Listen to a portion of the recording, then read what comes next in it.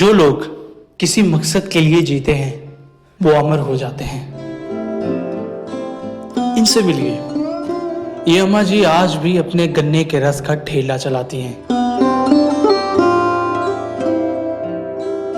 ویسے تو اللہ تعالیٰ نے ان کو 4 بیٹے عطا کر رکھے ہیں اور وہ ویل سیٹلڈ ہیں، لیکن یہ اماں جی آج بھی اپنے گنے کے رس کا ٹھیلا اسی خوشی اور اطمینان سے چلاتی ہیں.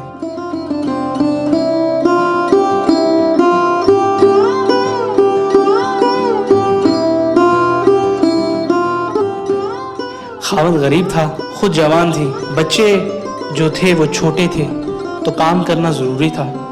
تو میاں کے ساتھ مل کر یہاں پر گنے کے رس کا ٹھیلا لگا لیا. وہ ٹھیلا جو ہے وہ چل گیا، بچے بڑے ہوئے، لائق نکلے، اللہ تعالیٰ نے ان کو بھی کامیاب کر دیا. اب کامیاب ہونے کے بعد اماں جی آج بھی اپنے گنے کے رس کا ٹھیلا بند نہیں کرتی. وہ یہ کہتی ہیں کہ میں کسی کے اوپر بوجھ کیوں بنوں؟ اللہ تعالیٰ نے میرا ایک ناخن بھی ٹیڑھا پیدا نہیں کیا، تو میں کیوں اپنے بچوں کی طرف بیٹھ کر دیکھوں؟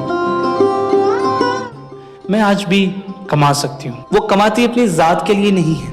آج بھی گنے کے رس کے ٹھیلے سے جتنی کمائی ہوتی ہے وہ اس کا اچھا خاصا حصہ رات کو غریبوں میں وقف کر کے گھر چلی جاتی ہیں.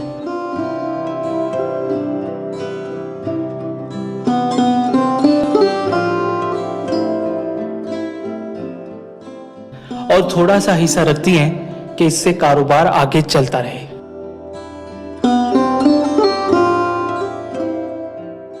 باہمت خواتین آج بھی اس معاشرے کا سر بلند رکھتی ہیں. ہم جیسے نوجوانوں کو آج بھی فخر کرنا چاہیے کہ ہمیں ان جیسی ماؤں نے جنا ہے، ہمیں ان جیسی ماؤں نے پروان چڑھایا ہے.